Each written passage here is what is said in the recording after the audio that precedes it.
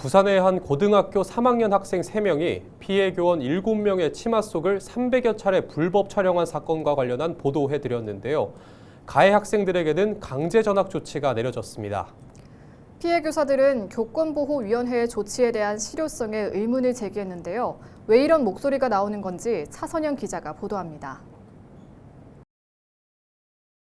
부산시 교육청은 지난 2023년부터 학교가 아닌 교육청으로 교권보호위원회 업무를 옮겼습니다.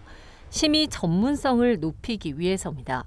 지역 교권보호위는 10명 이상 50명 이하로 교원과 학부모, 전문가 등 3개 분야 위원으로 구성하게 되어 있습니다.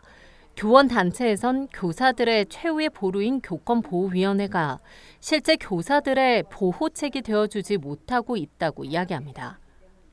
교원이 절반을 넘지 않도록 하라라는 규정만 있기 때문에 교원이 0명이어도 되는 겁니다. 그러다 보니까 학교에 대한 이해도, 학교와 학생 사이의 그런 교사와 학생 사이의 특수한 관계성이라든지 이런 것에 대한 이해도가 전혀 없는 다른 직군들에서 사람들만 많이 들어오다 보니까 김 위원장은 교보위에서 2차 가해를 당했다는 호소도 있었다고 덧붙였습니다.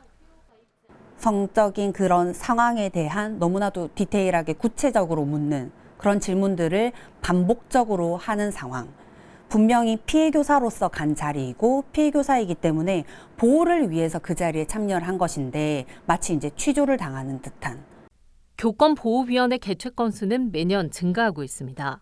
부산의 경우 2020년 72건, 2021년 97건, 2022년 84건, 2023년에는 무려 251건에 달했습니다. 지난해에도 3개월 동안에만 78건의 심의가 열렸는데 누가 심의에 참여했는지 어떤 결과가 통보됐는지는 개인정보를 이유로 모두 비공개입니다.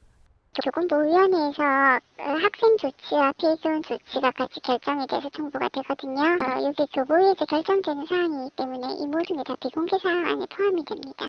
교원 단체에선 교권 침해로 인정받지 못하거나 인정되더라도 처분 강도가 약한 조치도 많아 교사들은 참고 견디는 쪽을 택하고 결국 중도 퇴직하는 경우도 많은 것으로 보고 있습니다.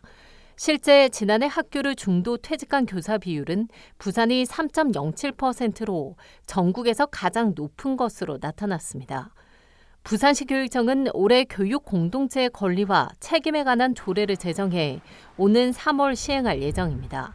교내 휴대전화 사용에 대한 책임을 명확하게 하고 교육활동 보호 시스템을 강화해 교육 공동체를 복원하기 위해서입니다.